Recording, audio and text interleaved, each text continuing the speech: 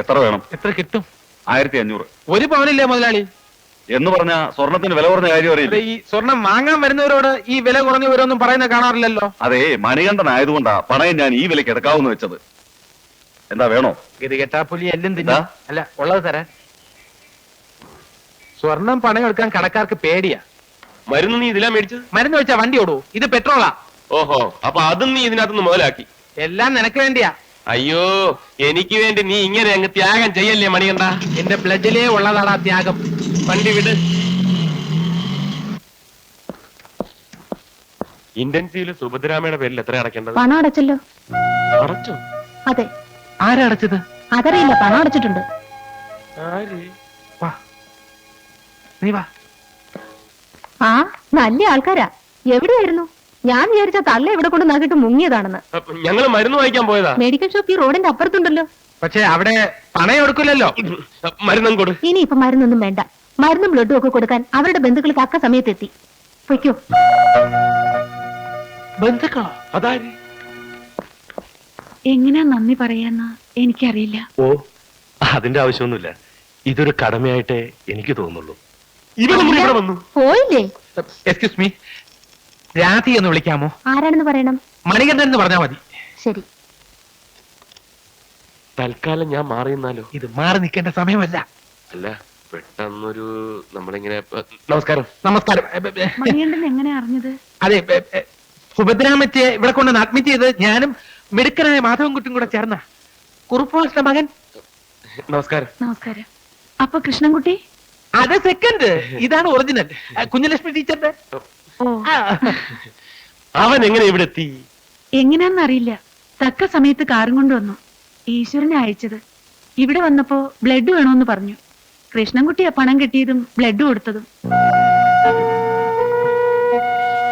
Admit ചെയ്തിട്ട് ഞങ്ങൾ മരുന്ന് വാങ്ങാൻ വേണ്ടി പോയതാ. സത്യം പറഞ്ഞ കാശില്ലാത്തോണ്ട് ഇവന്റെ മോതിരം പണയം വെച്ചാ ഇതെല്ലാം വാങ്ങിയത്. അതുകൊണ്ടാണ് ഇത്രയും ലേറ്റ് ആയത്. അപ്രതീക്ഷിതമായിട്ടായതുകൊണ്ടാണ്. സാധാരണ ഞാൻ പുറത്തേക്ക് ഇറങ്ങുമ്പോൾ 1000 രൂപയെങ്കിലും പോക്കറ്റ് മണി ആയിട്ട് കരുതാറുണ്ട്. പക്ഷേ ഇന്നിട്ട ഷർട്ട് മാറിപ്പോയി. പണം എടുത്തിട്ട ഷർട്ടല്ല, പോരാൻ നേരത്തെ എടുത്തിട്ടത് അല്ലേ? അതെ. രാധികെ, ഒരു മിനിറ്റ്. ഇതാ വരണോ? നീ ആകെ കുളമാക്കിയല്ലോ. മോതിരം പണയം വെച്ച കാര്യമൊക്കെ അവളോട് പറഞ്ഞെന്തിനാ? അത് നിന്നോടൊരു സിമ്പതി തോന്നാൻ വേണ്ടി പറഞ്ഞതാ. അമ്മയ്ക്ക് രക്തം കൊടുത്തു എന്നുള്ള സെന്റിമെന്റ്സ് പ്രയോഗിച്ച് അവൻ രാധയെ കുട്ടിയെ വളയ്ക്കാൻ ശ്രമിക്കുന്നുള്ള കാര്യം ഉറപ്പാ. അതിനെന്തെങ്കിലും ഒരു തട വെച്ചില്ലെങ്കിൽ നിനക്ക് ആപത്താ, ഡേഞ്ചർ. മരുന്നിന് നീ കുടിച്ചോ? രാധികയ്ക്ക് അവനെ ശരിക്കും അറിയാഞ്ഞിട്ടാ. ഞങ്ങള് ഒരച്ഛന്റെ മക്കളാന്നുള്ളത് സത്യമാണ്. പക്ഷെ അവനോട് അടുക്കുമ്പോ വളരെയേറെ സൂക്ഷിക്കണം. എങ്കിൽ ഞാൻ പോയിട്ട് വരാം. അന്തരക്ക് ഇവിടെ നിർത്താം. ബുദ്ധിമുട്ടാവില്ലേ? ആ, എന്റെ അമ്മയ്ക്കാണെങ്കിലും ഞാൻ ഈ ബുദ്ധിമുട്ടുകളൊക്കെ സഹിക്കണ്ടേ?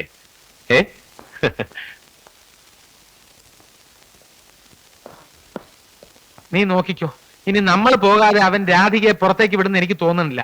ഞാനൊന്ന് അകത്തോട്ട് ചെന്നാലോ? അത് വേണ്ട, ഒരു രോഗി അകത്തുള്ളത്. നമുക്ക് വേറെ വഴി എന്തെങ്കിലും ആലോചിക്കാം.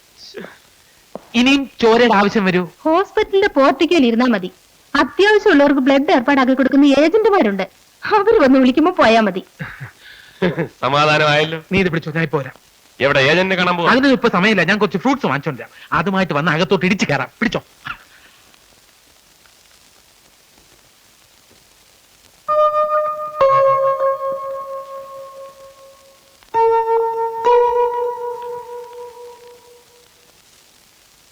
പോയില്ലേ? ദാ വരുന്നു പറഞ്ഞിട്ടല്ലേ പോയത്. സോറി. കണ്ടിട്ടേ പോകാവൂന്ന് എന്റെ മനസ്സ് എന്നോട് പറഞ്ഞു.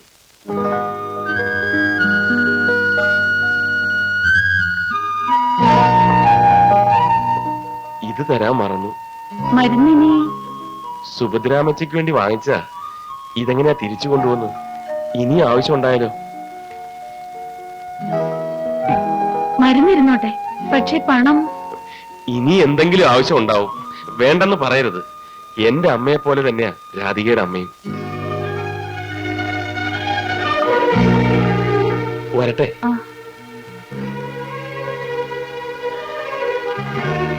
ധൃതി പിടിച്ച് കൃഷ്ണൻകുട്ടിയുടെ ബ്ലഡ് എടുത്തത് ഒഴിവാക്കാമായിരുന്നു.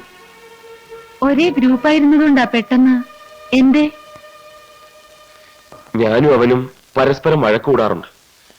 പക്ഷേ എനിക്കെന്നും അവനോട് സഹതാപമേ ഉള്ളൂ. അവന്റെ ദീർഘായുസിന് വേണ്ടി മനസ്സിലെന്നും പ്രാർത്ഥനയുമായി നടക്കുന്നവനാണ് ഞാൻ. എന്താ എന്താ കാര്യം? ഏത് നിമിഷവും മരിക്കാവുന്ന ക്രൂരമായ ഒരു മാറാ രോഗത്തിന് അടിമയാണവൻ.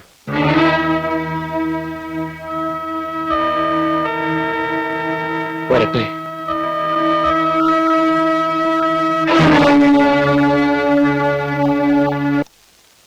അപ്പോഴത്തെ ഒരു ഈഗോ കൊണ്ട് അങ്ങനെ പറഞ്ഞെങ്കിലും ഇപ്പൊ ഒരു വിഷമം. അങ്ങനെ പറഞ്ഞു എന്ന് വിചാരിച്ച് വിഷമിക്കേണ്ട കാര്യമൊന്നുമില്ല.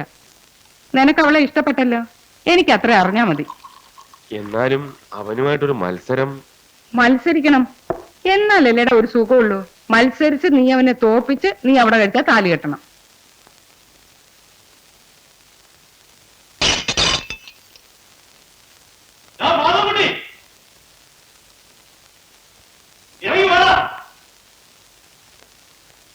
ആണത്തോണ്ട് ഇറങ്ങി വേടാ, നേരിട്ട് പൊരുതി നോക്കാം. ഒളിച്ചിരുന്ന് പാര വയ്ക്കുന്നതേ ആണുങ്ങൾ കയറുന്ന പണിയല്ല. ആരും അറിയാതെ പതുങ്ങി വന്ന് കല്ല് വലിച്ചെറിയണതാണോടാ ആണത്വം? എന്റെ മോൻ അങ്ങനെ പതുങ്ങേണ്ട കാര്യമില്ല. പറയാനുള്ളത് ആരുടെ മുഖത്തോക്കി പറയാനോട്ട് പേടിയില്ല. അങ്ങനെയാ ഞാൻ അവനെ വളർത്തിയെ. ഓ, വളർത്തുമാവായിട്ടൊന്ന് നീ പറയണ്ടടി. എന്റെ ദാക്ഷിണ്യം കൊണ്ടാ നിനക്ക് ഇങ്ങനെ ഒരു മോനുണ്ടായെന്ന് കൂട്ടിക്കോ. അയ്യ ദാക്ഷണ്യം എന്നെ കൊണ്ടൊന്നും പറയിപ്പിക്കരുത്. പറയടി, എന്തിനാ വേണ്ടെന്ന് വെക്കണേ? അമ്മ ഉണ്ടായി. എന്താടാ നിന്റെ നാവിറങ്ങിപ്പോയോ? ഞാൻ മാറാരോഗ്യാണ് അല്ലടാ. ചോണയുള്ള ആമ്പിള്ളേരെ കണ്ടാ പെമ്പിള്ളേർക്ക് ഇഷ്ടം തോന്നും. അതിന് അസൂയപ്പെട്ടിട്ട് കാര്യമൊന്നുമില്ല. അസൂയപ്പെടാൻ നിന്റെ മോൻ ആരാടി? ദിവാൻ പേഷ്കാരോ? ചോര കൊടുത്ത് ബന്ധത്തെ പിടിക്കേണ്ട കാര്യമൊന്നും എന്റെ മോനില്ല. അവൻ ഇഷ്ടപ്പെട്ട പെണ്ണിന്റെ കഴുത്തെ താലി കെട്ടാനുള്ള അന്തസ്സും ആണത്തും അവനുണ്ട്. ആരാരുടെ കഴുത്തല്ലേ താലി കെട്ടുന്നത് നമുക്ക് കാണാം. ആ കാണാടി. ആ കാണാം. നീ വാടാ. നീ പോയി ചോറിനടാ, വിറപ്പിക്കാതെ പോടി.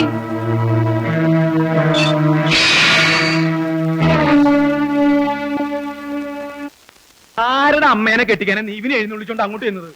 അമ്മയ്ക്ക് പ്രസവവേദന, മോൾക്ക് വീണ വായന എന്ന് പറഞ്ഞ പോലെ ഇത്. ഇവിടെ ആര് വീണവായെന്ന് അച്ഛൻ പറയുന്നേ? ഇവിടെ ആരും വീണ വായിച്ചില്ലടാ പൊട്ട. ഒരു ഉദാഹരണം പറഞ്ഞു എന്നുള്ള പോത്തെ ഇനി അതുമ പിടിച്ചു കയറിക്കോ. ഞങ്ങൾ അങ്ങോട്ട് തന്നെയാണ് കുഴപ്പം. ഞാൻ മാറാരോഗ്യം എന്ന് പറഞ്ഞതിന് യാതൊരു വിഷമമില്ല. നിനക്ക് മാത്രല്ല, നിനക്കും നിന്റെ തള്ളക്കും അവൾക്കും അവളുടെ മോനും ഒക്കത്തിന് മാറാരോഗ. വേറൊന്നല്ല, അസൂയ, കുശുമ്പ്, പൗശന്യം ഇതൊന്നും മാറാതെ ഇവിടെ ഒരാളും രക്ഷപ്പെടുന്ന പ്രശ്നമില്ല. ഒരു പെണ്ണുള്ളതിനൊന്ന് ഇറക്കാൻ വേണ്ടി ബാക്കിയുള്ളവർ ഇവിടെ കിടന്ന് ചക്രശ്വാസം വലിക്കുക. അതിന്റെ ഇടയിൽ ചെറുക്കന്റെ ആൾക്കാർ വരുമ്പോ ഞാൻ പറയാൻ പോവാ എന്റെ മോളുടെ കല്യാണം നടത്തണില്ലാന്ന്, എന്റെ കയ്യിൽ പൈസ ഇല്ലാന്ന്. എന്റെ കല്യാണക്കാരി ഒരു അച്ഛൻ മുടക്കൊന്നും പറയണ്ട. അത് കൊയ്ത്ത് കഴിഞ്ഞിട്ടായാലും മതി. അതെന്താ നീ പാടത്ത് 12 പോണ്ട? ഒന്ന് വിളിച്ചോട് പോടിയവനെ. ഇതെന്തിനാ എന്റെ മേക്കിട്ട് കയറുന്നത്? അച്ഛനെ അമ്മയുടെ മേക്കിട്ട് കയറുന്നത്. എന്നാ ഞാൻ നിന്റെ മെക്കറ്റിക്കാണ് കയറണം. എന്റെ സ്വഭാവം എനിക്ക് എന്നെ പിടികിട്ടില്ല കേട്ടോ. മെന്റലായ വിളിക്ക്. നീ വിളിക്ക്. അതല്ല, നീ വിളിക്ക്. അതാ അതിന്റെ ഒരു ശരി. അതുകൊണ്ടല്ല, മറ്റേവന് മാറാരോഗമാണെന്ന് പറഞ്ഞതൊരു പ്രശ്നമാവൂ. ഇതേപോലെ എത്രയോ മാറാ രോഗങ്ങളുടെ കഥകൾ അവര് കേട്ട് കാണും. അതൊക്കെ അപ്പോഴേ അവര് മറന്നു കാണും. അമ്മ ചീന്ന് നീട്ടി വിളിക്ക്. അമ്മേ, ഇവിടെ നിന്നാണോ വിളിക്കേണ്ടത്? അകത്തോട്ടിതല്ലേ. നിന്നെ കോച്ച് ചെയ്ത് ഞാനൊരു വഴിയാവും.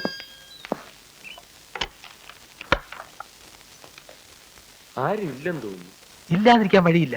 ഒന്നുകൂടെ വിളിക്ക്. അമ്മേ, രാവിലെ തുടങ്ങി. മോളെ, ഭിക്ഷക്കാരും എല്ലാവരും ആയിരിക്കും. ഒരു പിടി അരി എടുത്തു കൊടുക്ക്.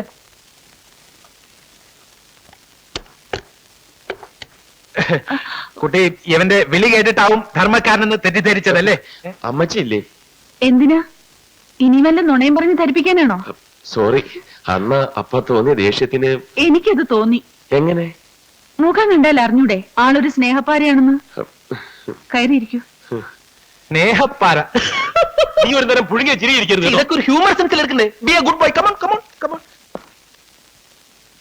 ഇരിക്കൂ ഇരിക്കൂ. ഞാൻ അറിയാം, ഒക്കെ രാധിക പറഞ്ഞു. അന്ന് ആസ്പത്രിയിലേക്ക് എടുത്തിട്ട് പോയപ്പോ എനിക്ക് ആരെയും തിരിച്ചറിയാൻ കഴിഞ്ഞില്ല കേട്ടോ. നന്ദിയുണ്ട്. ഓ, അതെന്റെ ഒരു കടമയായിട്ടേ ഞാൻ കരുതിയിട്ടുണ്ട്. എന്റെ ആസ്പത്രിയിൽ നിന്ന് പേര് വെട്ടിച്ച് ഇത്ര വേഗം പോരേണ്ടിയിരുന്നില്ല. എന്തിനാ വെറുതെ തൊട്ടിലും കുടിച്ചതിനും ഒക്കെ അടയ്ക്കണ്ടേ ബില്ല്?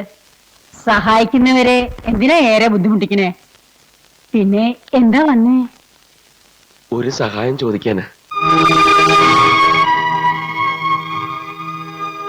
എന്താ? ഞങ്ങളുടെ വീട്ടുവിശേഷങ്ങളൊക്കെ ഏതാണ്ട് അറിയാമല്ലോ. എന്റെ പെങ്ങളുടെ വിവാഹമാണ്, അമ്മൂന്റെ. എന്റെ അമ്മ പ്രസവിച്ചതല്ലെങ്കിലും ഞാൻ അവളെ വേറെയായി കണ്ടിട്ടില്ല. അച്ഛൻ പണത്തിന് വല്ലാതെ ബുദ്ധിമുട്ടുക. ഇത് 40,000 രൂപയുണ്ട്. എന്റെ പേരിലുള്ള ഭൂമി അമ്മ അറിയാതെ പണയപ്പെടുത്തി വാങ്ങിയതാ. ഇതൊന്ന് അച്ഛന് കൊടുക്കണം. ഞാൻ തന്നതെന്ന് അറിയണ്ട. അതിപ്പോ ഞാൻ എന്തു പറഞ്ഞാ കൊടുക്കുക? രാധികയുടെ ജോലി കാര്യത്തിനാണെന്ന് പറഞ്ഞാ മതി. അങ്ങനെ പറഞ്ഞാ അദ്ദേഹം വാങ്ങുമോ? ഇപ്പോഴത്തെ അവസ്ഥയിൽ വാങ്ങാതിരിക്കില്ല. എന്നാലും ഒരു നല്ല കാര്യത്തിന് വേണ്ടിയല്ലേ? രാധികുട്ടിയുടെ ജോലിക്കാര്യം ഉറപ്പാക്കുകയും ചെയ്യാം. വാങ്ങിച്ച്. എനിക്ക് വേണ്ടി ഒരു സഹായം ചെയ്യാണെന്ന് കരുതിയാ മതി. വാങ്ങിച്ചോളൂ. ഐശ്വര്യമായിട്ട് വാങ്ങിച്ചാൽ മതി.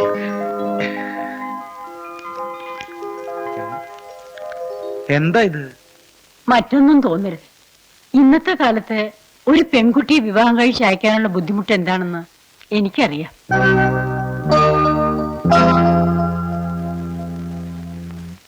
ഇതിൽ 40,000 രൂപയുണ്ട്. നിങ്ങൾക്ക് എന്താ പലിശയ്ക്ക് കൊടുക്കുന്ന ഏർപ്പാടുണ്ടോ? ഈശ്വര, അങ്ങനെയൊന്നുമില്ല. ഇത് മാസ്റ്റർക്ക് അവകാശപ്പെട്ട പണമാണെന്ന് കരുതിയാ മതി. നിങ്ങൾ എന്താ ഈ പറയണേ? ഇവിടെ ഇനി ഒരു ടീച്ചറുടെ വേക്കൻസി ഉണ്ടാവാൻ 6-7 മാസം കഴിയും. എന്റെ മോക്ക് ഒരു ജോലി കിട്ടാനുള്ള കൈക്കൂലിയായിട്ട് ഇതിനെ കരുതണ്ട. പിന്നെ എന്താ നിങ്ങളുടെ ഉദ്ദേശം? ഒരു കാര്യമില്ലാതെ 40,000 രൂപ കൊണ്ടുവന്ന് തരാൻ നിങ്ങൾക്ക് എന്താ വട്ടുണ്ടോ? മാസം ഒന്നും നടന്നാട്ടെ. കൈമേന്ന് വിടറോ? ഇവിടെ വരിക ഒരു കാര്യമില്ലാതെ അന്തർ കൈ പിടിച്ചു വലിക്കൂല. എന്താണ് ഒരു ചിന്താശേഷി ഇല്ലാതെ ഇങ്ങനെ സംസാരിക്കുന്നത്? അവരുടെ മനസ്സിലിരിപ്പ് മാസിക്ക് പിടിയിട്ടില്ലേ? ഞാൻ എന്താ കണിയാനാ ഗണിച്ച് കണ്ടുപിടിക്കാൻ? അവർ പറഞ്ഞത് ശ്രദ്ധിച്ചോ? ഇത് മാസിക്ക് അവകാശപ്പെട്ട പൈസ ആണെന്ന് കൂട്ടിക്കോളിന്ന്. എന്താണ് അതിന്റെ അർത്ഥം? എന്താ? അവരതൊരു സ്ത്രീധനായിട്ടാ തരുന്നത്. ഈ വയസ്സുകാലത്ത് എന്നെ കൊണ്ട് 3ാമതൊരു കല്യാണം കഴിപ്പിക്കാനുള്ള പ്ലാനാണ് നിന്റെ അല്ലേ? 2 ഉള്ളതിനെ കൊണ്ടു നടക്കാനുള്ള പാട് എനിക്ക് ഈശ്വരന് മാത്രമേ അറിയുള്ളൂ. അന്ത്രോ, നിന്റെ തല ഈ ചുമരമ്മ കൂട്ടി ഒരു ഇതല്ലാന്ന്. ഇടിച്ചാൽ പിന്നെ നമ്മളെ കൃഷ്ണൻകുട്ടീനെ കൊണ്ട് ഓരോ മോളെ കെട്ടിക്കാൻ ഒരു കണ്ണുണ്ട്. മോന്റെ സ്ത്രീധനം വാങ്ങി മോളെ കെട്ടിക്കല് പുത്തരിയൊന്നല്ലല്ലോ. അവരെങ്ങനെ പറഞ്ഞ? ഇതൊക്കെ എന്നെ അപ്പൊ വിസ്തരിച്ച് പറഞ്ഞു. ഭർത്താവും കേട്ടാൽ അറിഞ്ഞൂടെ? ഞാനിപ്പോ എന്താ വേണ്ടേ? ഒന്നും വേണ്ട, നിങ്ങൾ പോയ പൈസ വാങ്ങും. എന്നാ താങ്ങോട്ട് വന്നേ. നിങ്ങളെ കൈ പിടിച്ചിരിക്കുന്നതിന് ചെറിയ കുട്ടിയെത്താണ് ഞാൻ.